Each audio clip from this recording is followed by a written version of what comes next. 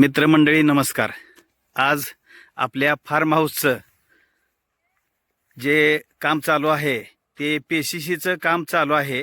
पीसीसीचं काम चालू करण्याच्या अगोदर जे स्टीलची जाळी बांधतोय आपण, तर ते जाळी बांधण्याचं काम चालू आहे आणि हा काम करतोय किशोर ढेकळे आणि त्याची सगळी गँग आहे. आणि त्याचबरोबर माझे मित्र जे आहेत प्रशांत चव्हाण साहेब, ते खास सहज त्यांना एक हाऊस आहे, आवड आहे म्हणून व्हिजिटसाठी आलेले आहेत. आणि तसं आमचं बऱ्याच दिवसापासून चाललं होतं की त्यांनी माझ्या साईटवरती येऊन म्हणजे फार्म हाऊसची जे नियोजन आहे ते अचानकपणेच कोणीतरी मित्र आले परगावरून आणि त्यामुळं कालचा त्यांचा दौरा कॅन्सल झाला होता. तो आज दौरा झालेला आहे आणि आमचे नेहमीचे मैत्रीचे संबंध आहेत. आम्ही अनेक वेळा अनेक विषयावरती अगदी आम्हाला त्यांना आणि मला आवडणाऱ्या विषयावरती किंवा आमच्या दोघांच्या आवडीचे जे विषय आहेत ते बरेचसे कॉमन विषय आहेत. शेती संदर्भात असतील, गार्डन संदर्भात असतील, नर्सरी संदर्भात असतील किंवा इतर विषय असतील, तर त्या संदर्भात आम्ही नेहमी चर्चा करत असतो. आणि आज आज योगायोगानं आपल्या ह्या कामावरती ते आलेले आहेत. तर त्यांच्याशी आपण बोलणार आहोत. तर त्या अगोदर ही जी जाळी टाकलेली आहे ती 8 mm बारची जाळी टाकलेली आहे आपण पीसीसीसाठी आणि 9 इंचावर टाकलेली आहे. अर्थात हे माझ्या मित्रांच्या बरोबर चर्चा करूनच केलेलं आहे मी. आणि जाळी टाकलेली आहे, त्याचं बांधणीचं काम चालू आहे आणि बांधणारे मंडळी आहेत. हा मुख्य कॉन्ट्रॅक्टर जो आहे तो किशोर ढेकळे, हा ढेकळेवाडीचाच आहे. ढेकळेवाडी म्हणजे खऱ्या अर्थानं देगाव असं नाव आहे त्याचं. आणि ही जी माझी जमीन आहे गट नंबर 97 ही देगावमध्ये आहे. आणि त्याच्याबरोबर त्याचे सहकारी आहेत जे नेहमीचेच आहेत. एक नवीन आहे फक्त बाळासाहेब म्हणून, बाकीचे गेल्या वेळेच्या व्हिडिओ दोघेही होते. तर या ठिकाणी आलो आहे आणि किशोरनं त्याचं काम चालू ठेवलं आहे. आता मी येतोय चव्हाण साहेबाकडं. तर चव्हाण साहेब नमस्कार. तर तुम्हाला हे फार्म हाऊसचं नियोजन जे आहे तर हे नियोजन कसं वाटलं? आपली मागे चर्चा झाली त्या पद्धतीनं हां हे फार्म हाऊस कॅम्पिंगसाठी वगैरे खूप छान पद्धतीनं तुम्ही बांधलेलं आहे हां आणि त्यामध्ये तुम्ही सगळी सोय केलेली आहे. आणि भविष्यामध्ये इथे गार्डन, लॉन वगैरे जर सगळं काही झालं हां तर खूप चांगल्या पद्धतीची राहण्याची, कॅम्परची सोय होणार आहे. हां हे पाहून मला फार बरं वाटलं. आणि माझा हेतू जो आहे तर ऑल ओव्हर इंडिया फिरणाऱ्या ज्या कॅम्पिंगच्या गाड्या आहेत, कॅम्पर्स आहेत, म्हणजे ते बाईक कॅम्पर्स असतील किंवा 4 व्हीलर कॅम्पर्स, कॅराव्हॅन किंवा कॅम्पर व्हॅन म्हणतो, तर त्या गाड्यांनी म्हणजे ही बरीचशी मंडळी आहेत की हिंदी भाषिक आहेत, मराठी भाषिक आहेत आणि इंग्लिश भाषिक सुद्धा आहेत. तर त्यांची सोय आपण अशा मध्यवर्ती ठिकाणी आहोत की दक्षिण आणि उत्तर भारत आपल्या जिल्ह्यातून जोडला जातोय.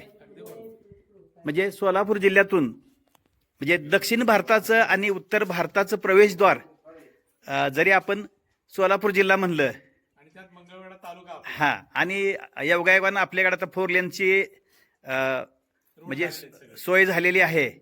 नागपूर तो रत्नागिरी 4 लेन झालेलं आहे. त्याचं बरंचसं काम झालेलं आहे आणि राहिलेलं काम थोड्या दिवसात पूर्ण होईल. म्हणजे रोड अप्रोच फार चांगला आहे. आणि आत्ता मला असं ऐकून माहिती मिळालेली आहे की अहमदनगर विजापूर जो रस्ता आहे सध्या 2 लेनचा आहे, तो कदाचित 4 लेन होण्याची शक्यता आहे. 4 लेन झाला तर अजून आपल्याला अप्रोच रोड किंवा कम्युनिकेशनसाठी हे चांगलं होईल.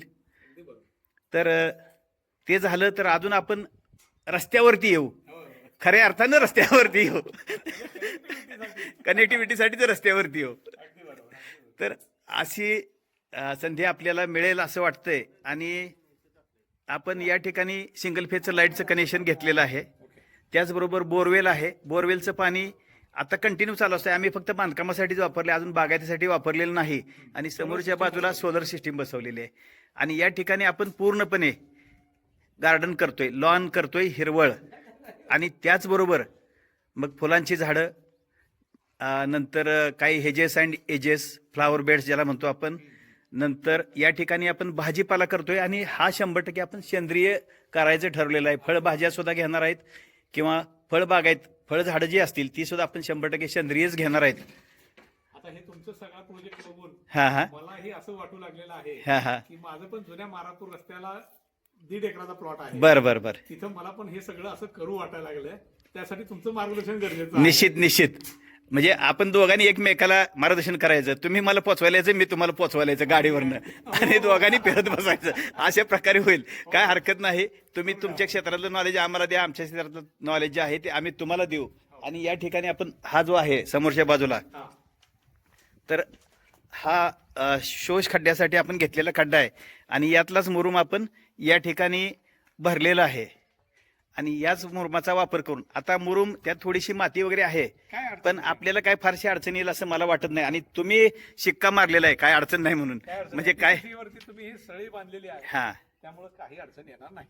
आणि मग या ठिकाणी आपण परत शोष खड्ड्याचं जे नियोजन करतोय, तर इथं सुद्धा सोकेज पीठ तयार करतोय, तर त्यावरती सुद्धा मागं पुढं कदाचित आपल्याला 2 बाथरूम, टॉयलेट बाथरूम बांधता येतील असंच नियोजन आहे. आणि त्याचा उपयोग कदाचित बाहेरनं येणारी जर कॅम्परचा प्रतिसाद आपल्याला चांगला मिळाला, तो म्हणजे प्रतिसाद चांगला असेल तरच आपण त्या गोष्टीसाठी पुढे जाणार आहोत.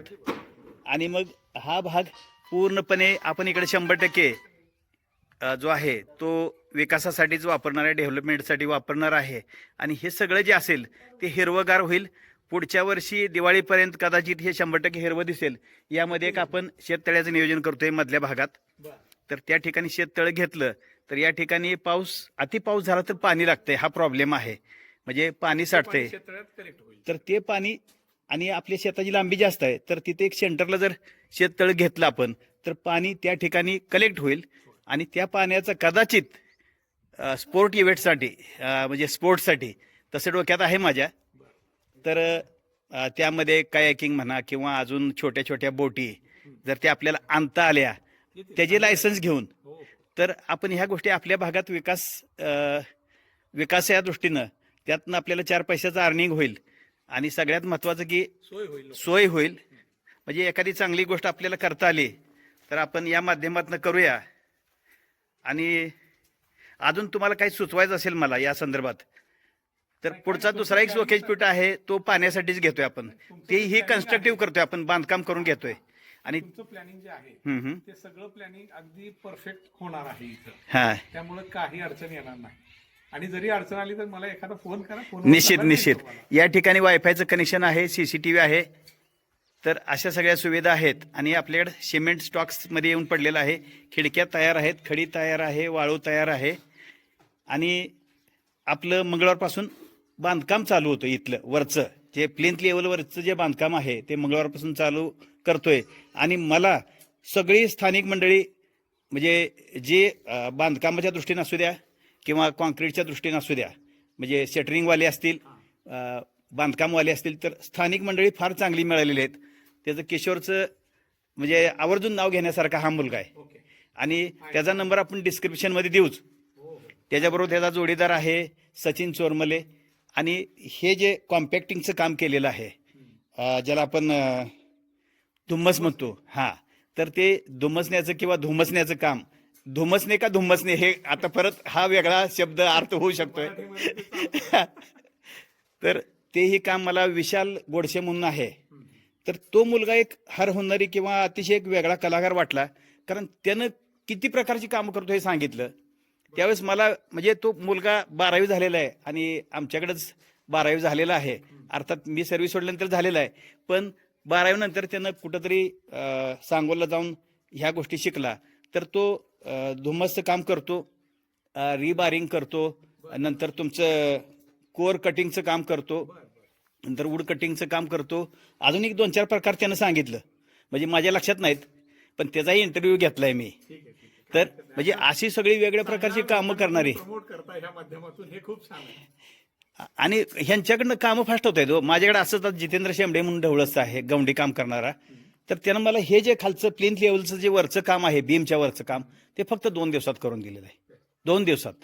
म्हणजे अशी काम करणारी माणसं आहे. इव्हन मला सप्लायर आहेत, सिमेंट मागितलं, फोन केला का गाडी साधारणपणे 1 तास 2 तासात किंवा दुसऱ्या दिवशी. विटाच्या बाबतीत मला हेच झालेलं आहे. म्हणजे सगळा चांगला अनुभव आहे. आणि स्टील वगैरे जे आहे तर ते आपण आपल्या संबंधित माणसाकडनं कोणाकडनं घेतोय आणि वेळेत मला मिळतंय सगळं. तर असे ह्या साधारणपणे कामाची सुरुवात जी झालेली आहे ती एक 2-2.5 महिन्यापूर्वी झालेली आहे. आणि आपला आज जो टप्पा आहे तो ह्याला काय आपण चादर म्हणता का काय म्हणता ह्याला? चटई. हां, चटई, मॅट. बरं, मॅट आणि चटई वेगळा आहे का काय मला माहित नाही. बरं बरं, ठीक. तर हे चटई अंथरण्याचं काम झालेलं आहे आणि ह्याच्यावरती आपण PCC कधी करणार आहे? उद्या करणार आहे. म्हणजे जालून मशीन द्यायचं वेळेत कबूल केलंय का काय? अरे वा वा. म्हणजे मला मग उद्या थांबावं लागेल काय तुमच्यासाठी? तर अशा पद्धतीनं आपण साधारणपणे एक गप्पा गोष्टी करत इथं थांबूया आणि अधूनमधून तुमचं मार्गदर्शन लागेल आम्हाला. तर तुम्ही आम्हाला वेळेत उपलब्ध म्हणजे व्हावेत. आणि हे माझे शेजारी चाललेत शरद डोईफोडे, मका घेऊन चाललेत जनावरांसाठी.